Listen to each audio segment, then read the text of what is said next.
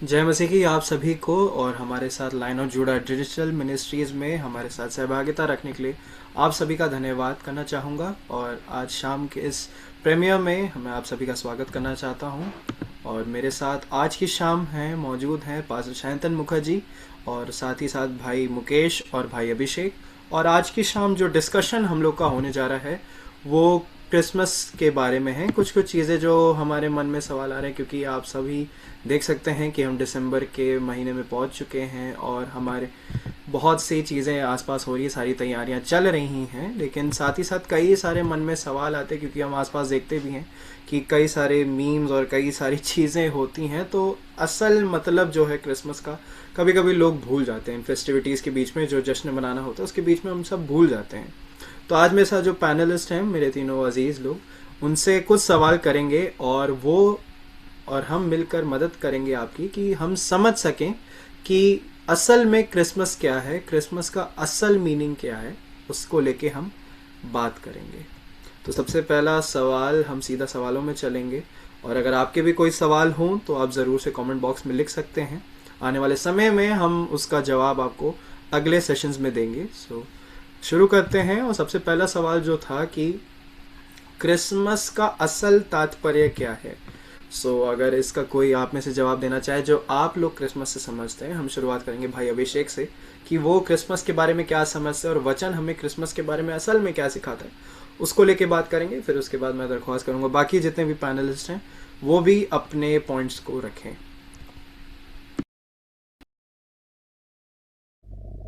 सभी को praise Lord, जय की। जैसा कि हम लोग का आज का टॉपिक है क्रिसमस के बारे में और जो चीज़ हम लोग डिस्कस कर रहे हैं, तो जैसा डेविड ने पूछा हमसे कि हमारे लिए क्रिसमस क्या है ना। यही यही एक क्वेश्चन है, मैं जो समझ पाया हूँ, जो मेरे हिसाब से क्रिसमस क्या चीज़ है वो चीज़ बतानी है मुझे। तो अगर हम लोग देखते हैं तो ये कहा जाता है खुशियों का त्यौहार है ना। मेनली जो क्रिश्चियंस होते हैं वो दो फेस्टिवल सबसे अच्छे से मनाते हैं। एक होता है जो हमारा गुड फ्राइडे जिसको हम लोग बोलते हैं, सेकंड जो होता है वो हम लोग क्रिसमस मनाते हैं। बट अगर हम बात करते हैं जब क्रिसमस की, तो हम लोग क्या करते हैं, हमारा जो मेनली मोटिव होता है वो इस चीज़ का होता है कि हम परमेश्वर के सुसमाचार को फैलाएं। जैसे हम लोग कैलरिंग्स करते हैं, चीज़ें करते हैं, हम लोग क्या बताने की कोशिश करते हैं कि यीशु राजा जो राजा था वो हमारे बीच में क्या हुआ, जन्म लिया उसने। भले ही डेट अभी हम लोग आगे जब बढ़ेंगे तो कुछ चीज़ें हम लोग करेक्ट करेंगे उन कुछ चीज़ों में। बट जो हमारी स्टार्टिंग जो हमारा जो मेन जो पॉइंट है जिस चीज़ पे हम लोग चलते हुए, ये होता है कि खुशियों का समाचार, कि यीशु मसीह पैदा हुआ हमारी धरती पे, उस चीज़ का समाचार फैलाना। हमारे साथ, मेरे साथ कुछ होगी।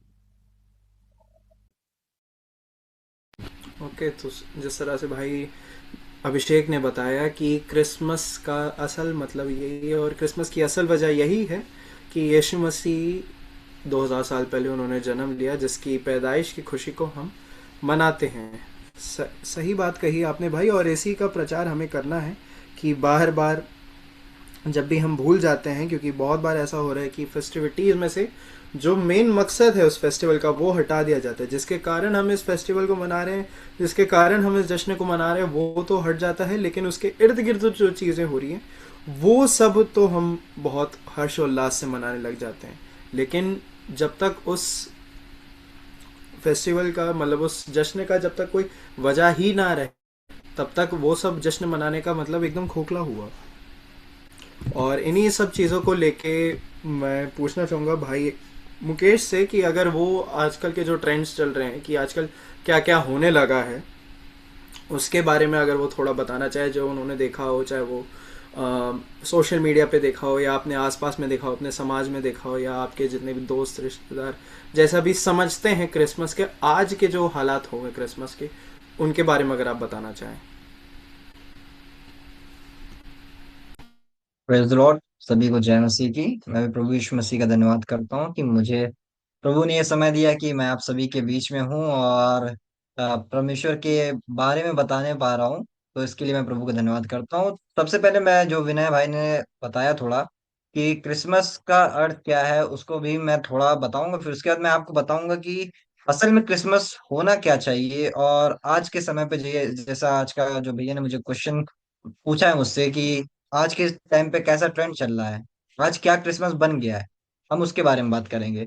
सबसे पहले मैं आपको बताना चाहता हूँ कि प्रियो, ये जो क्रिसमस है ना, ये क्रिसमस का सिर्फ ये मतलब नहीं है कि यीशु मसीह 2000 साल पैदा हुए हैं, इस वजह से आज के टाइम पे हम ये खुशियां मना रहे हैं। लेकिन बाइबल के अनुसार अगर हम देखें तो क्रिसमस का मतलब है कि एक ऐसे बच्चे का जन्म हुआ जिसने मतलब हमें क्या किया, हमें परमेश्वर से मेल मिलाप किया, हमारे हमारे परमेश्वर से। क्योंकि हम सभी जानते हैं कि हम सभी ने बहुत पाप किए थे और हमारे पापों के चलते हम परमेश्वर की उस दया से दूर हो गए थे, परमेश्वर के उस प्रेम से दूर हो गए थे। लेकिन परमेश्वर की वो योजना हुई जिसके जरिए प्रभु यीशु मसीह हमारे जीवन में आए, और प्रभु ने यीशु मसीह ने जन्म लिया पृथ्वी पर। और उस जन्म से प्रभु ने कैसे उस मृत्यु को दिया हमारे लिए कि हम उसके द्वारा जीवन पाए और परमेश्वर से हमारे उस मेल मिलाप को करे प्रभु यीशु मसीह ने। तो हमने उसमें क्रिसमस में क्या देखते हैं, हम क्रिसमस में देखते हैं कि सबसे अनोखी बात यह नहीं है कि एक बच्चा पैदा हो, क्योंकि बच्चे तो बहुत पैदा होते हैं, हम सभी जानते हैं, आए दिन रोज नए नए बच्चे पैदा होते हैं। लेकिन इस दिन कुछ बहुत खास हुआ था। ये कोई मामूली बच्चा नहीं था, हम सभी जानते हैं। ये एक मतलब ऐसा बच्चा था जिसको हम लोग जो सृष्टि का सृजनहार है, क्रिएटर है प्रभु यीशु मसीह, उसने इस दिन जन्म लिया। यह एक ऐसा कह सकते हैं राजा है जिसने अपने सिंहासन से उतरकर अपनी प्रजा के बीच उन्हीं की तरह दुख उठाने के लिए क्या किया, जन्म लिया। कि मतलब इस जगह पे, इस दुनिया में प्रभु जिसने सृष्टि को रचा वो जन्म ले और हमारे पापों को अपने ऊपर लेकर प्रभु अपना बलिदान दे और हमें परमेश्वर से मेल मिलाप कराए। असल में क्रिसमस का अर्थ यही है कि हमें प्रभु के उस जन्म को समझने की जरूरत है। ना सिर्फ ये समझे कि प्रभु यीशु मसीह आया, हम उसमें मतलब उसकी जन्म की खुशी तो आज के टाइम पे लोगों के लिए मतलब अलग हो गए हैं। आज हम जानते हैं कि क्या होता है, लोग क्या करते हैं, दुर्भाग्य से आज क्रिसमस का क्या अर्थ हो गया है। स्पिरिचुअल मतलब पॉइंट ऑफ व्यू से हटकर लोग क्या किस चीज की तरफ चले गए, कमर्शियल चीज, मतलब वो बाजार की तरफ, मतलब ज्यादा लोगों का आकर्षण होने लगा, कमर्शियल चीजों पे ज्यादा होने लगा है लोगों का। अब मतलब लोग आध्यात्मिक चीजों से हटकर पूरी तरह से कमर्शियल हो गए हैं। मतलब क्या कि लोग अब ज्यादातर किस पे, क्रिसमस के टाइम पे लोग किस पे ज्यादा फोकस करते हैं, लोग फोकस करते हैं कि भाई क्रिसमस है, आज आज तो ये डील आने वाली है। अब भाई फ्लिपकार्ट पे, अमेजोन पे बिग बिलियन सेल्स आएगी और बाकी ये तरह तरह की चीजें आएंगी, सामान सस्ते मिलेंगे। और हमने बहुत पैसा कलेक्ट कर रखा पूरे साल भर इस क्रिसमस को सेलिब्रेट करने के लिए, तो हम नए नए कपड़े लेंगे। और हम सोच क्या देखते हैं कि लोग आज के टाइम पे क्या करते हैं, कंपटीशन कर रहे हैं लोगों से। आज के टाइम पे लोग कंपटीशन कर रहे हैं कि भाई मैं तुमसे अच्छा केक बनवाऊंगा, मैं तुमसे अच्छा कपड़े पहनूंगा, ऐसे ऐसे तरह से लोग कंपटीशन कर रहे हैं। लेकिन बाइबल में क्या होता है कि बाइबल में हमें ऐसा नहीं बताया गया। उस टाइम पे जब यीशु मसीह पैदा हुए तो यीशु मसीह क्या है? यीशु मसीह ने किसी, हम सभी जानते हैं, यीशु मसीह ने एक चरनी में जन्म लिया, ना कि किसी राजमहल में जन्म लिया। यीशु मसीह के जीवन को हम देखते हैं, कितने यीशु मसीह सादगी, यीशु के अंदर कितनी सादगी थी। यीशु मसीह ने उस चरनी को चुना एक राजमहल को छोड़कर।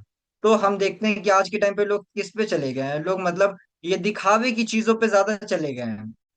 आज के लोग क्या करते हैं, आज हम देखते हैं कि लोग क्या करते हैं कि वो सेंटा क्लॉज को ज्यादा मतलब अहमियत देने लगे, यीशु मसीह से ज्यादा अहमियत देने लगे। आज के टाइम पे आप बच्चों से पूछेंगे, किसी छोटे बच्चे से, क्रिसमस का अर्थ क्या, कहते हैं हाँ भैया वो सेंटा क्लॉज आते हैं, उस दिन वो गिफ्ट देते हैं, ऐसी ऐसी चीजें। मतलब आज के टाइम पे अगर आज आप देखोगे तो बच्चों के लिए, बच्चे ये नहीं जानते कि क्रिसमस पे मतलब यीशु मसीह के बारे में उतना नहीं जानते। लेकिन बच्चे, छोटे बच्चे, वो जानेंगे क्रिसमस किसके जरिए, सेंटा क्लॉज के जरिए। तो हम क्या करते हैं कि हमने सेंटा को कहीं ना कहीं बहुत ज्यादा ऊपर दिखा दिया और प्रभु को बहुत नीचे दिखा दिया आज के समय पे। ये हम देखते हैं, आज की ये रियलिटी बन गई है लोगों के जीवन में। और आज के जीवन में हम ये भी देखते हैं, पहले क्रिसमस के टाइम पे क्या मतलब, पहले जब यीशु मसीह पैदा हुए थे, कैसे वो शांत एकदम रात थी, ठंडी रात थी, और कैसे यीशु मसीह उस चरनी में यीशु मसीह ने जन्म लिया। लेकिन आज के टाइम पे देखते हैं भाई क्रिसमस होगा, मतलब लाउड म्यूजिक बजाएंगे, पार्टियां करेंगे, और भाई शॉपिंग करेंगे, और क्या करेंगे, पटाखे फोड़ेंगे कि अगला वाला भी जाने कि भाई क्या चल रहा है। ऐसे लोग मतलब अब ऐसा करने लगे हैं। तो लोगों के अंदर वो अंदर की जो अंदर होना चाहिए प्रभु के लिए, वो आदर, वो खुशी, और जो प्रभु को जानने की इच्छा, वो खत्म हो गई लोगों के अंदर। और लोग अब क्या करने लगे हैं, लोग दिखावे के पीछे भाग रहे हैं। लोग क्या कर रहे हैं, लोग एक दूसरे से compete करने के पीछे भाग रहे हैं। पहले क्रिसमस जो होता था, जो क्रिसमस का सही अर्थ है, क्या करना है, ईश्वर ने कैसे किया, परमेश्वर ने क्या किया, अपने आप को दे दिया। लेकिन आज के टाइम पे लोग देने से ज्यादा लेने की सोचते हैं। आज के टाइम पे लोग क्रिसमस पे क्या करते हैं, गिफ्ट सोचते हैं कि हमें गिफ्ट मिलेगा। गिफ्ट सोचते हैं कि आज हम ये गिफ्ट लेंगे, ये लेंगे। मतलब गिफ्ट के लिए लोग ज्यादातर, क्रिसमस को ज्यादातर लोग गिफ्ट के तरीके पे, आज के तौर पे देखते हैं। और जो बाकी लोग भी, जो नॉन क्रिश्चियंस हैं, वो भी आज के टाइम पे क्रिसमस वो भी सेलिब्रेट करते हैं। लेकिन उनको सही अर्थ नहीं पता क्रिसमस का। तो आज के टाइम पे लोग इन सब चीजों को कर रहे हैं। लोग अपने घरों को सजा रहे हैं, शॉपिंग कर रहे हैं, बढ़िया से बढ़िया केक बना रहे हैं, बढ़िया से बढ़िया पहन रहे हैं। लेकिन प्रभु को, जिसका वो बर्थडे है आज के दिन, जिस जो हमने दिन ठहराया है कि भाई इस दिन प्रभु यीशु मसीह का हम जन्म दिवस मनाएंगे, उसी को हम अपने जीवन में मतलब एंट्री नहीं दे रहे हैं। आप ही सोचिए कि अगर किसी बच्चे का बर्थडे है, उसके सारे दोस्त लोग आ गए घर में, और बाकी उन्होंने क्या किया, उन्होंने पूरी डेकोरेशन की, सब कुछ अच्छे से, केक अच्छा अच्छा केक बनाया, सभी रेडी होके अंदर गए। लेकिन क्या हुआ कि किसी ने मतलब उसी बच्चे को अंदर नहीं आने दिया। और क्या किया, कोई अगर आने भी दे रहा तो कोई उससे बात नहीं कर रहा है। तो आज ऐसा हो गया, हमने यीशु मसीह को मतलब बाहर, अपने घर के दरवाजे के बाहर खड़ा कर रखा है। हमने यीशु मसीह की सही उस मतलब अहमियत को नहीं समझा है। हम आज के टाइम पे क्रिसमस को कुछ और ही नजरिए से देख रहे हैं। तो ये सारी चीजें हैं, आज के टाइम पे लोग जो है आत्मिक चीजों से भटक कर दिखावे की चीजों की ओर जा रहे हैं, जो क्रिसमस का सही अर्थ नहीं है। वेल, थैंक यू आप दोनों को। एंड बाय द टाइम कि हम लोग आगे बढ़े, एक चीज को हम लोगों को समझने का आवश्यकता है कि क्रिसमस का महत्व उस इसलिए है, जो मुझे आप दोनों के बातों से समझ में आया, क्योंकि हम लोग उस बात को मना रहे हैं कि हमारा जो यहोवा परमेश्वर है वो इस धरती में जन्मा मनुष्य के रूप में। और इस चीज को हमें याद रख के हमें ना सिर्फ उत्सव करने का आवश्यकता है, लेकिन जैसा कि मुकेश भाई ने बोला कि उनके साथ एक संबंध में भी चलने का, एक रिलेशनशिप में चलने का आवश्यकता है। Yes brother David. Alright, thank you so much brother Mukesh. और आपने बहुत सी ऐसी चीज़ें बताई जो आजकल हो रही हैं, जैसे सेंटा का जिक्र करा आपने, गिफ्ट गिविंग का करा, और किस तरह से आजकल कॉमर्शियलाइजेशन पे ज़्यादा चीज़ें होने लगी, और जो असल मतलब है क्रिसमस का वो उसके ऊपर कम लोग फोकस कर रहे हैं। लेकिन अभी उन चीज़ों पे जो इसकी शुरुआत कहाँ से हुई थी, ये जो सेंटा क्लॉज के बारे में और बाकी गिफ्ट गिविंग के बारे में, क्रिसमस ट्रीज और इन सारी चीज़ें, कमर्शियल चीज़ों के बारे में कब शुरुआत हुई, इसके ऊपर मैं बाद में आऊँगा। लेकिन उससे पहले मैं थोड़ा सा, हम वचन में चलेंगे कि असल में कब पैदाइश हुई थी। क्योंकि हम लोग 25 दिसंबर को मानते तो हैं कि 25 दिसंबर को यीशु मसीह का जन्म हुआ, हम लोग इस तरह से मनाते तो हैं, बड़ा कन्वीनियंट लगता है कि बहुत से जागी सेलिब्रिटीज़ का अगर हम देखें जिनको लोग मानते हैं पूजते हैं, उनके अलग अलग डेट्स में कभी भी उनका जन्म हो जाता है कैलेंडर में, अगर आप खोल के देखें। लेकिन यीशु मसीह का ही एक ऐसा जन्म है जो 25 दिसंबर को पड़ता है, तो 25 दिसंबर को ही हर साल पड़ता है। तो ऐसा क्यों है, और इसके आगे पीछे कई सारी कॉन्स्पिरेसी थ्योरीज और अलग अलग चीज़ें, बिब्लिकल थियोलॉजी, डॉक्ट्रिन, बहुत कुछ है। और कुछ लोग कहते हैं कि ये गलत भी है कि 25 दिसंबर को उनका जन्म हुआ ही नहीं था, उनका जन्म तो अक्टूबर में हो गया था या तो मार्च में हो गया था। कई ऐसे सवाल है, और कुछ लोग कहते हैं कि बाइबल में उसका कोई जिक्र ही नहीं है। तो अगर इन चीज़ों के बारे में थोड़ा सा पासिश है, अगर इस पे थोड़ी रोशनी डाल ले, तो मैं उनसे दरख्वास्त करूंगा। Thank you brother David. And जैसा कि मैं बोल रहा था अभी कि दोनों भाई ने, सबसे पहले ब्रदर मुकेश और ब्रदर अभिषेक ने बहुत ही अच्छे तरीके से हम लोग को इसका पृष्ठभूमि बताया और महत्व को हम लोग सुने हैं दोनों भाइयों से। एक, मैं बहुत कुछ दिन पहले आई वॉज हियरिंग दिस, और मुझे ये चीज सुनने को मिला था कि किसी एक जगह में कोई इंसान इस तरीके से कह रहा था कि हम लोग बहुत ज्यादा धर्मशास्त्र यानी कि थियोलॉजी यानी कि धर्म विज्ञान में हम लोग घुस जाते हैं कि ये बात को करते हुए कि यीशु मसीह का जन्म कब हुआ। ठीक है, तो थियोलॉजी में ना घुस के हमें ये देखने का आवश्यकता है कि किस तरीके से हम उस दिन में आनंद मनाएंगे। ओके, लेकिन जब हम कहते हैं कि किस तरीके से हम उस दिन में आनंद मनाएंगे, तो वहां पर भी वो दिन शब्द आ रहा है। मतलब हमारे दिमाग में ये चीज सोच में बसा हुआ है कि प्रभु यीशु मसीह 25 दिसंबर को पैदा हुए थे। मैं पहले इस बात को क्लियर कर दूं कि 25 दिसंबर को प्रभु यीशु मसीह के जन्म दिवस के रूप में अगर हम उसको पालन करते हैं तो वो गलत नहीं है। अगर हम लोग उस तरीके से कोई चीज को करते हैं जो प्रभु यीशु मसीह अगर होते तो करते, तो उस दृष्टिकोण से गलत नहीं है, जैसे कि लोगों को सुसमाचार सुनाना या फिर प्रभु यीशु मसीह का प्रचार कलीसिया में करना कि उनका महत्व क्या है उनके जन्म का, वो बोलना कभी भी गलत नहीं होता है। तो किस तरीके से हम लोग उसको सेलिब्रेट करते हैं वो ज्यादा जरूरी होता है, कौन सा दिन नहीं, इस बात को तो मैं एग्री करता हूँ। लेकिन हम लोग परमेश्वर के वचन के पढ़ने वाले लोग हैं। ओके।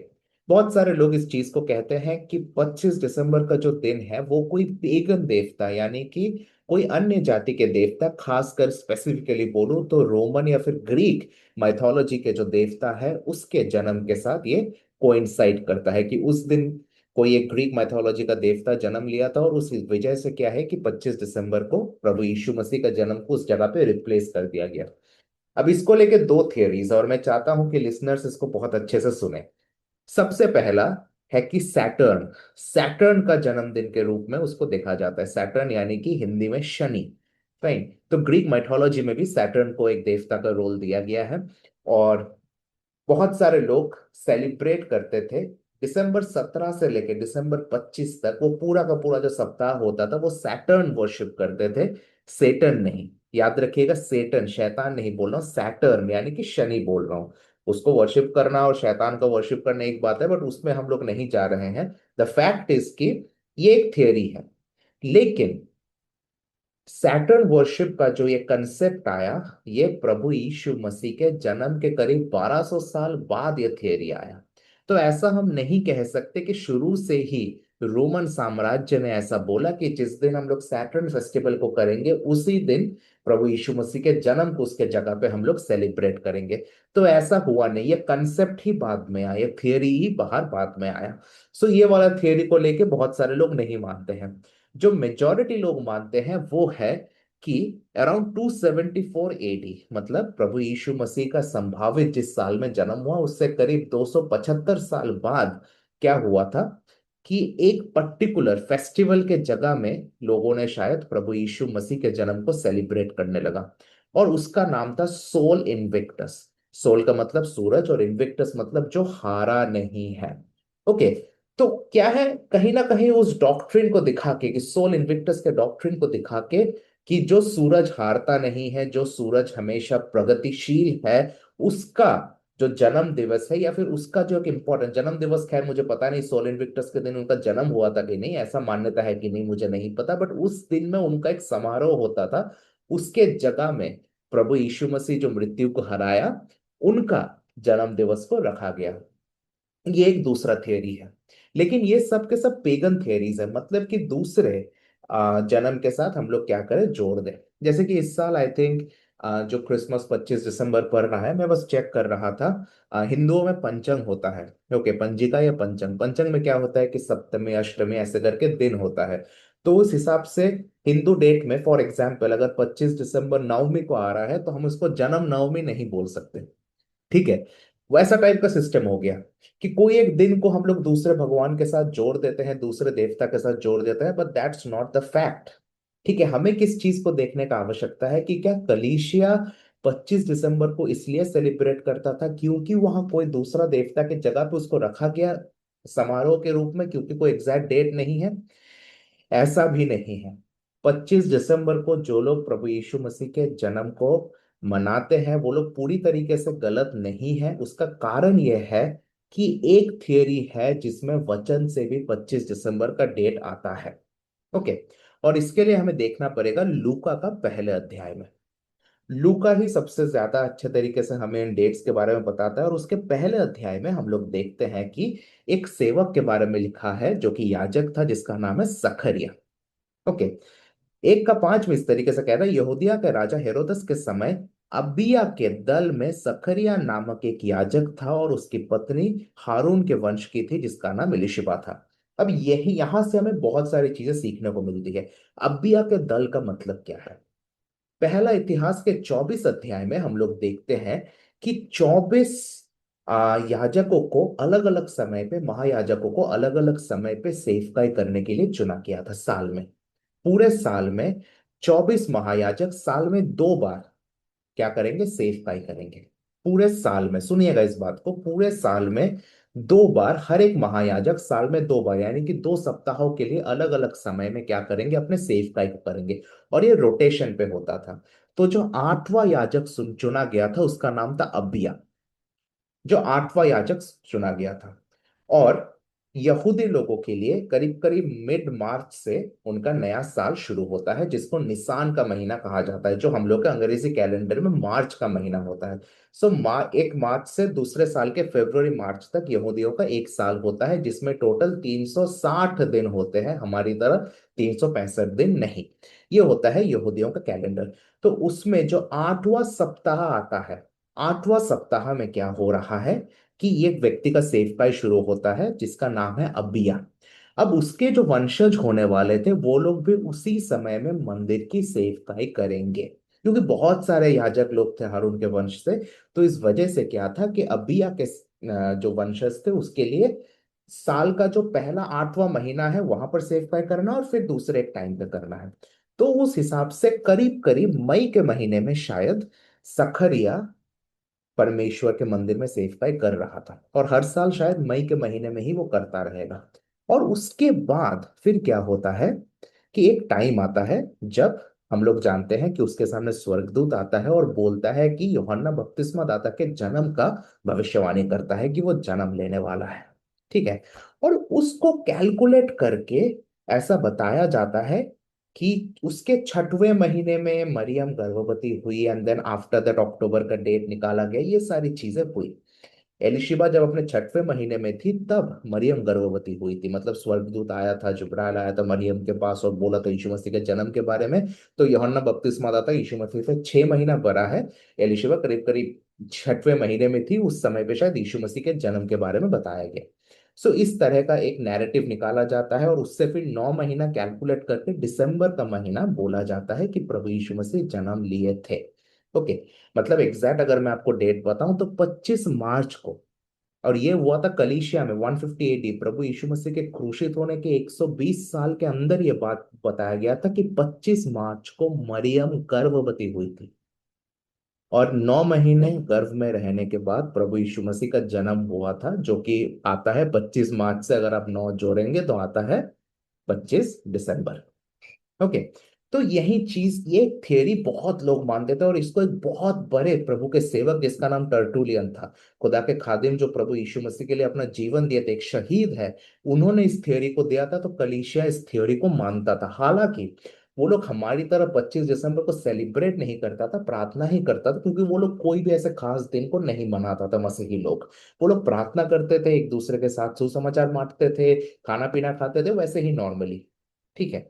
लेकिन ये 25 दिसंबर का कंसेप्ट भी आया, लेकिन इसमें जो एक सबसे बड़ा समस्या है वो ये है कि अगर इस डेट को हम मान के चले तो इसका मतलब है कि जिस दिन सखरिया को स्वर्गदूत ने बोला, उसी दिन उसको बोला स्वर्गदूत ने, और उसके बाद फिर क्या हुआ था सखरिया के साथ, वो बोल दिया था कि अब से तू बात नहीं करेगा जब तक ना तो उस संतान को देख ले। तो इसका मतलब अगर इस डेट को हम लोग सही माने, इसका मतलब जिस दिन सखरिया घर पहुंचा, घर पहुंच के एलिशबा बोली कि अरे पता है अचानक से आज मैं प्रेग्नेंट हो गई। ऐसा तो होता नहीं है ना, समय लगा होगा। बहुत सारे लोग इस कैलकुलेशन में इस चीज को भूल जाते हैं कि उसके तुरंत बाद वो गर्भवती हुई, ऐसा नहीं लिखा है। इनफैक्ट परमेश्वर के वचन में भी हम लोग देखते हैं कि 23वें आयत में लिखा है, 1 का 23 में, जब उसकी सेवा के दिन पूरे हुए तो वो अपने घर चला गया।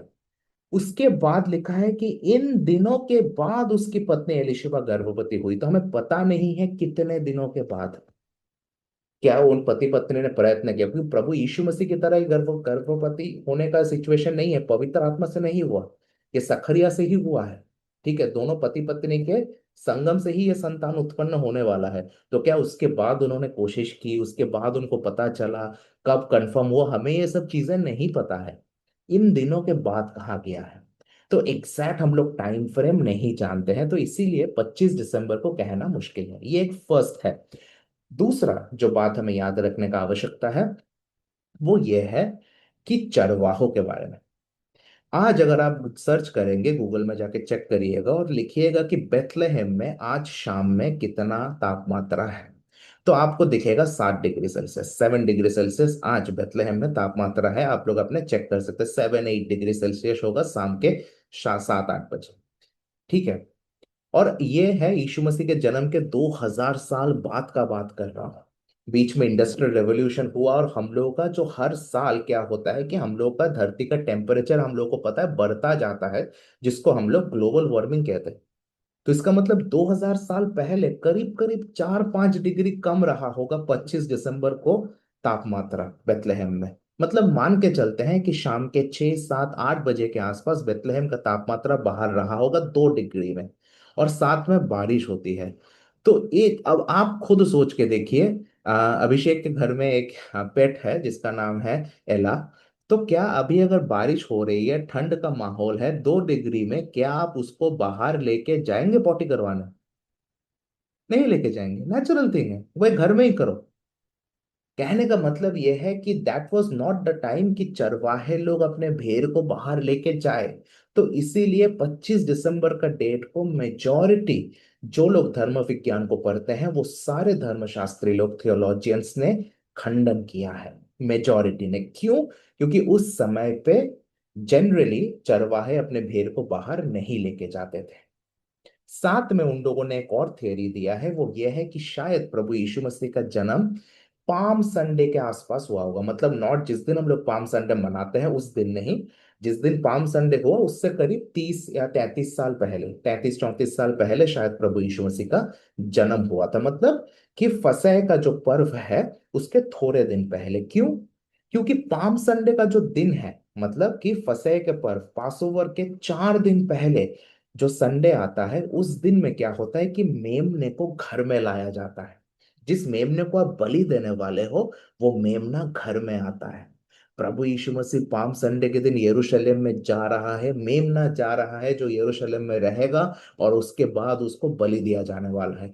उसी तरीके से ऐसा बहुत सारे धर्मशास्त्री कहते हैं कि शायद उसी समय के आसपास फसह के पर्व से 4-5 दिन पहले, जिस साल यीशु मसीह का जन्म हुआ, उस साल के फसह के पर्व के 4-5 दिन पहले शायद प्रभु यीशु मसीह पैदा हुए थे। ऐसा एक थियरी भी है, बट एग्जैक्ट हमें पता नहीं है। लेकिन मेजॉरिटी लोग मानते हैं कि निसान का महीना, जो कि हमारे मार्च का बीच से लेके अप्रैल के बीच तक चलता है, मतलब मान के चलते हैं 10 मार्च से 15 अप्रैल के बीच में, या 1 मार्च से 15 अप्रैल के बीच में, कभी भी कोई भी डेट में प्रभु यीशु मसीह पैदा हुए, ऐसा मेजॉरिटी थियोलॉजियंस यानी कि धर्मशास्त्री मानते हैं।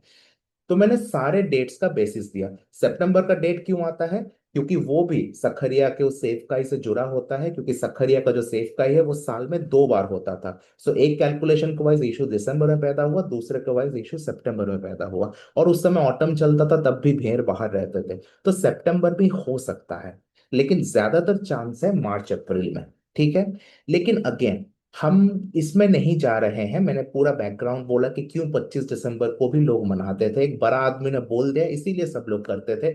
शायद उस दिन में भी हो सकता है किसी रीजन से, हमें पता नहीं। बट द फैक्ट इज कि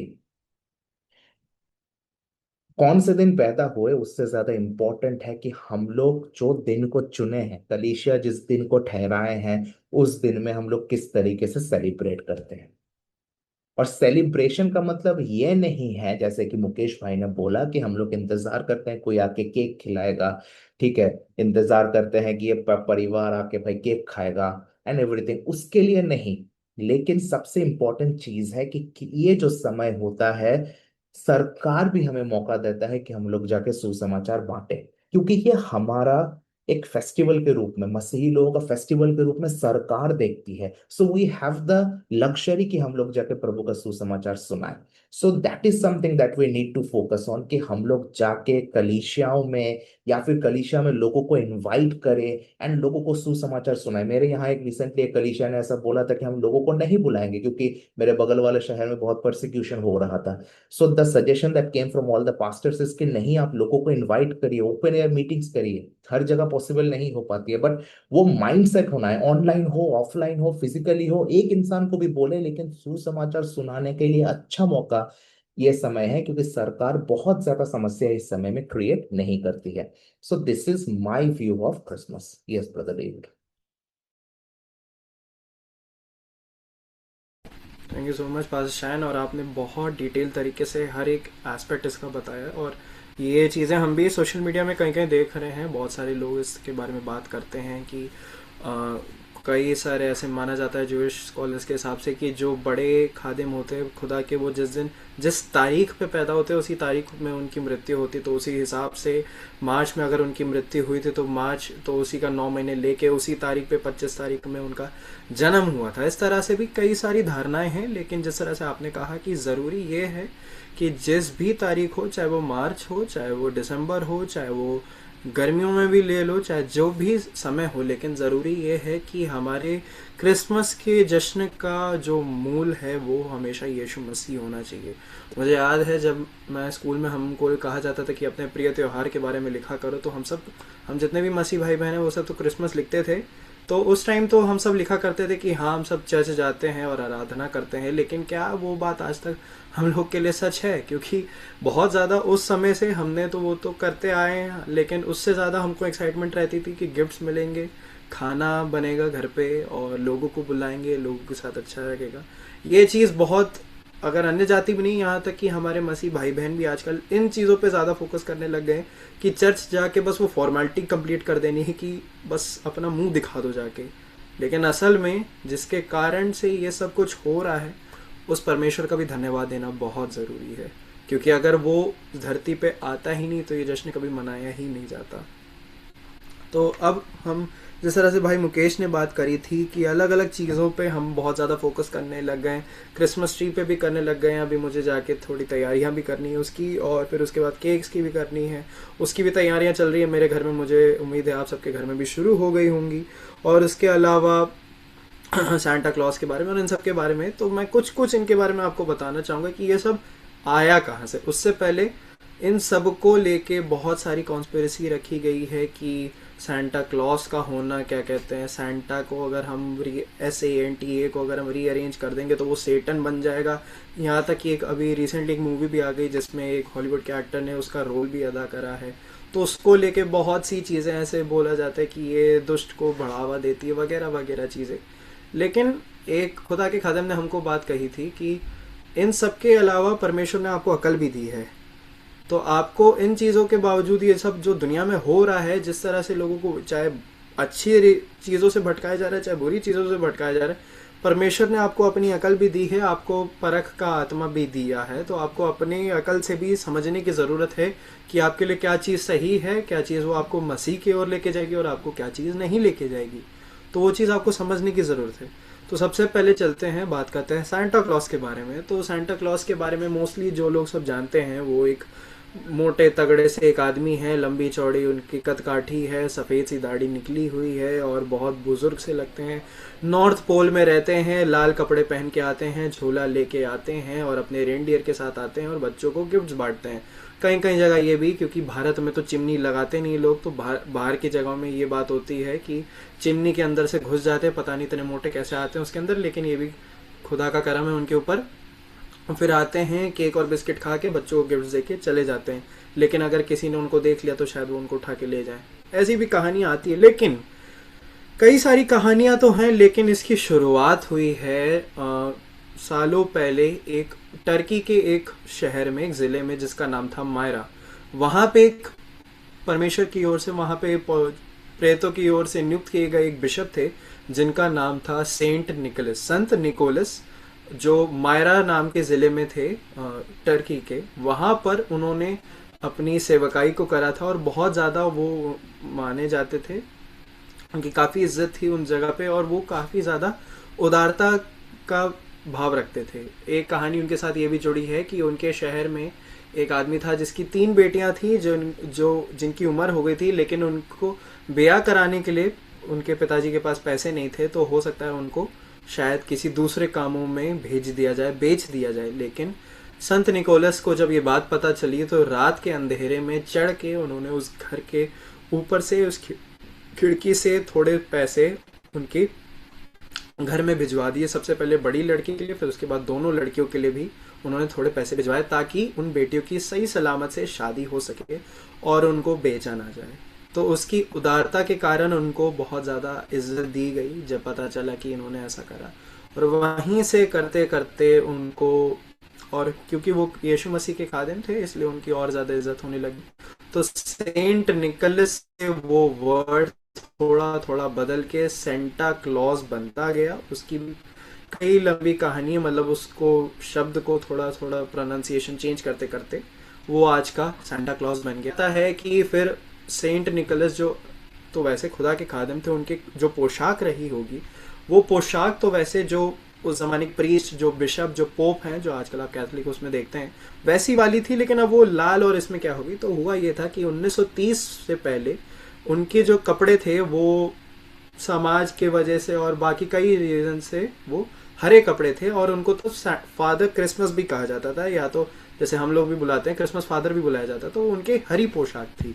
लेकिन कहा जाता है कि 1930 में कोका कोला जो ब्रांड है उनके साथ जो उनकी जो मार्केटिंग कलर्स थे वो थे सफेद और लाल, और उन्होंने उनके कपड़े बदल के हरे से लाल कर दिए क्योंकि उनको अपना मार्केटिंग कैंपेन भी सपोर्ट करना था। और 1930 से लेके आज 2025 हो गया है, 95 साल हो गए, और आज तक जो कलर जो सेट करा है कोका कोला की वजह से। और कोका कोला जब भी क्रिसमस आता है बहुत ज्यादा पैसा लगाता था अपनी मार्केटिंग में, तो उस जमाने पे भी वही होता था जिसकी वजह से ये सब। अब रेनडियर कहाँ से आया? रेनडियर ये था क्योंकि सर्दी का इलाका है, स्कैंडिनेवियन एरिया जो नॉर्थन यूरोप का इलाका है, वहाँ पे लोगों को ट्रैवल करने के लिए क्या ज़रूरत होगी, स्लेज की ज़रूरत होगी। तो पहले तो उसमें हस्कीज बांधे जाते थे, जो साइबेरियन हस्कीज है उनको बांधा जाता था, लेकिन फिर उसके बाद उसका चलन बदल के रेनडियर्स हो गया, और रेनडियर्स के साथ साथ उसमें कहानियां भी जोड़ दी गई कि वो रेनडियर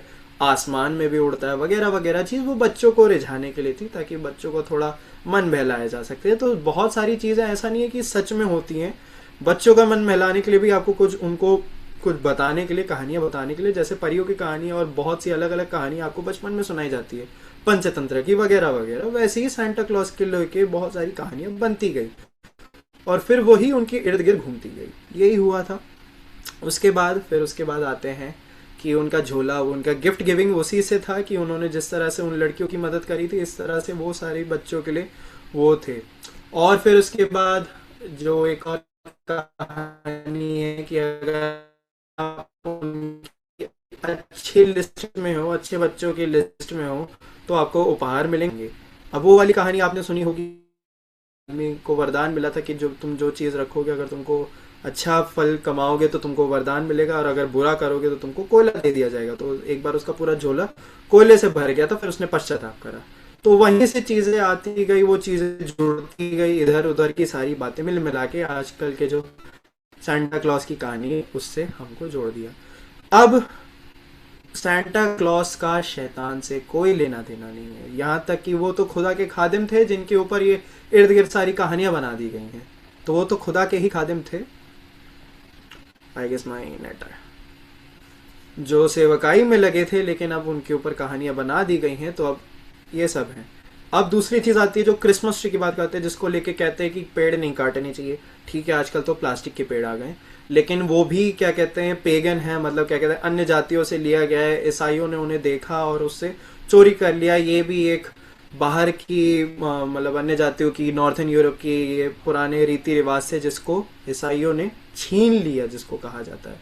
लेकिन उसको क्या, लेकिन ऐसा कुछ नहीं है। वो बस क्या था कि उस जमाने में जो सर्दी के मौसम में लोगों को गर्मी देने के लिए और लोगों को रोशनी देने के लिए, क्योंकि उस जमाने में लाइट तो थी नहीं, इलेक्ट्रिसिटी तो थी नहीं, तो ऊंचे पे पेड़ों पे कैंडल्स लगा दी जाती थी, तो वो सुंदर दिखती थी। तो वहां से उन्होंने वो क्रिसमस ट्री, वो क्या कहते हैं, क्योंकि सर्दियों के टाइम पे हो रहा है तो उसको क्रिसमस से जोड़ दिया गया, ज्यादा कुछ नहीं है।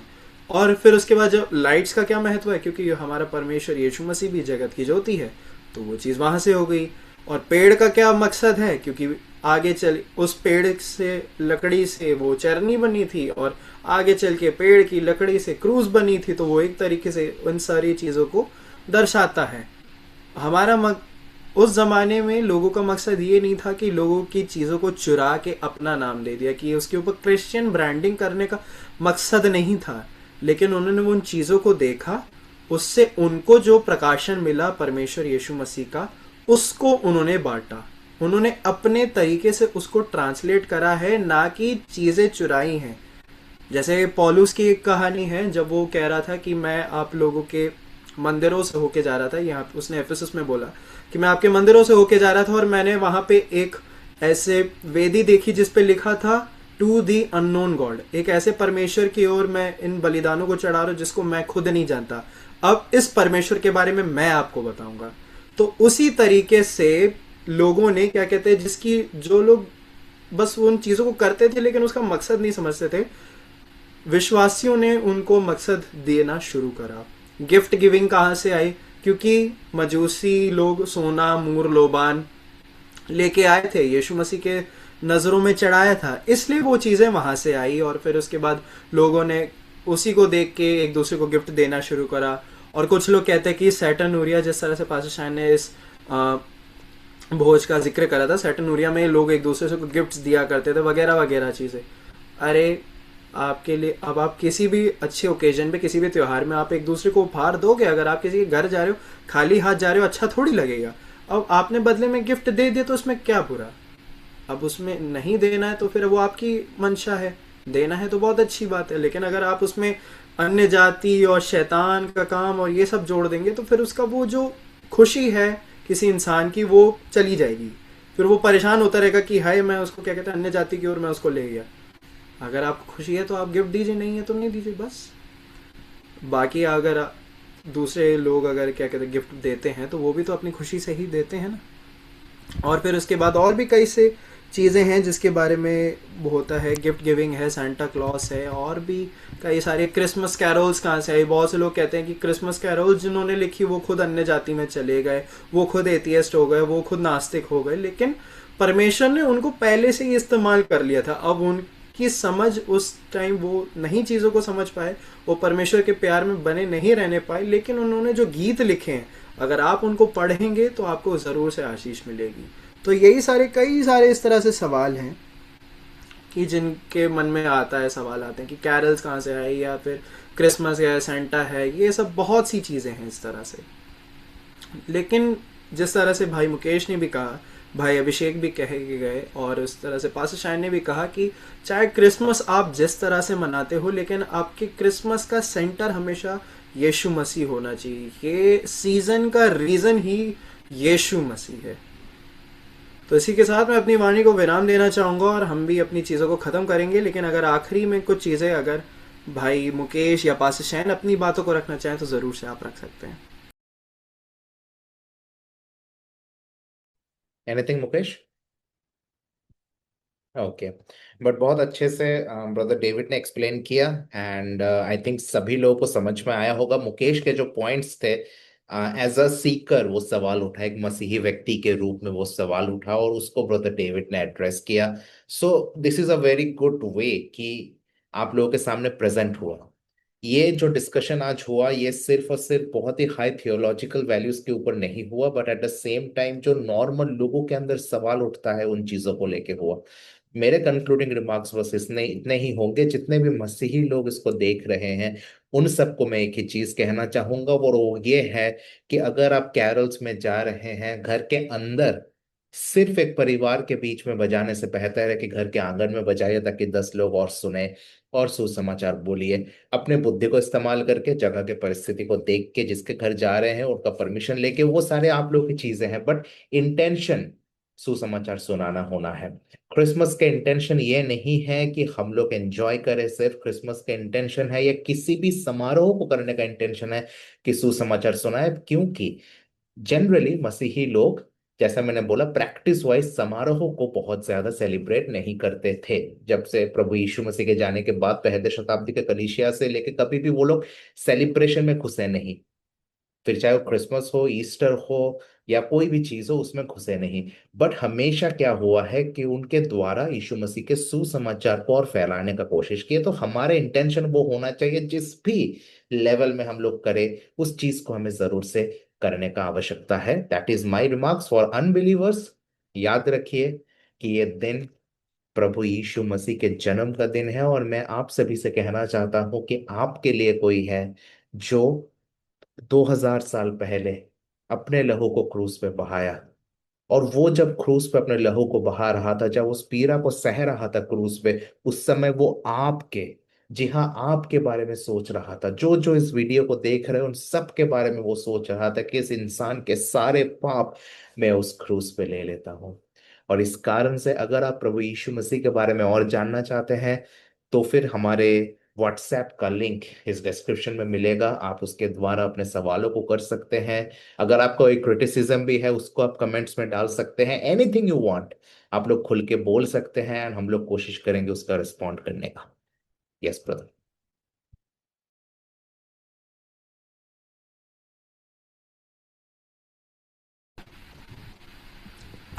मुकेश, आप अपनी कोई बात रखना चाहेंगे? जी बस इतना कहना चाहूंगा, जैसा कि हमने अभी इस डिस्कशन में जो भी चीजें देखी हैं उसको आप जरूर से अपने जीवन में जरूर से अप्लाई भी कीजिए, और इन चीजों से ज्यादातर बचने की कोशिश कीजिए जो आज के समय पे हमें क्रिसमस के सही महत्व को समझने से दूर कर रही, सही महत्व की ओर ले जाने से दूर कर रही हैं। तो हमें इससे बचने की जरूरत है, और मेन जो प्रभु ने हमें आज्ञा दी है, जैसा भैया ने भी बताया, कि हमें सुसमाचार फैलाने की ओर ज्यादा ध्यान देना चाहिए। क्योंकि ये ऐसा समय है जब हमें प्रभु के सुसमाचार को फैलाना है। प्रभु किससे खुश होता है? कि जब हम प्रभु की आज्ञा का पालन करते हैं। तो ये बहुत अच्छा अवसर है, जब लोग हमारे घर आते हैं या फिर हम लोगों के घर जाते हैं, या तो हमें क्या करना चाहिए? हमें प्रभु के सुसमाचार को और फैलाना चाहिए। और बाकी इतना कहना चाहता हूँ कि प्रभु इस क्रिसमस आप सभी के द्वारा बहुतों के जीवनों को भी बचाने वाला हो सके। Praise the Lord.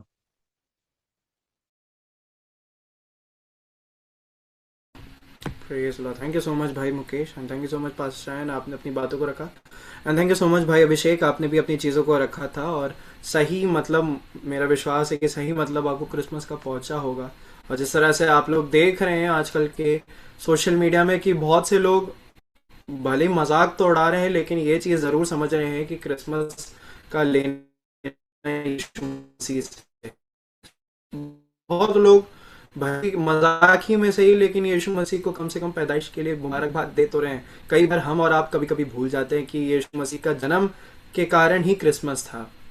और जिस तरह से ये भी है कि क्रिसमस को सिर्फ अपने तक सीमित ना रखें, क्रिसमस की खुशी को अपने तक सीमित ना रखें, जो उसका आनंद है अपने तक सीमित ना रखें। अब सिर्फ मसीह कम्युनिटी में नहीं रहना चाहिए, लेकिन साथ ही साथ लोगों तक पहुंचना चाहिए, क्योंकि यीशु मसीह ईसाइयों के लिए नहीं आया था, लेकिन वरन पूरे जगत के लिए आया था। उसने पूरे जगत के लिए ही अपने प्राणों को दिया है। सो इन्हीं बातों के साथ हम सभी आपसे विदा लेंगे, और thank you so much for joining us. और अगर आपके कोई भी सवाल हो, कोई क्वेरीज हो, आप जरूर से कमेंट लिख सकते हैं। आप हम डिस्क्रिप्शन में हमारा व्हाट्सएप नंबर होगा, आप उस पर हमें संपर्क कर सकते हैं। तो तब तक के लिए हमें इजाज़त दीजिए, और आप सभी को प्रभु यीशु मसीह आशीष दे, और आप सभी को मैरी क्रिसमस।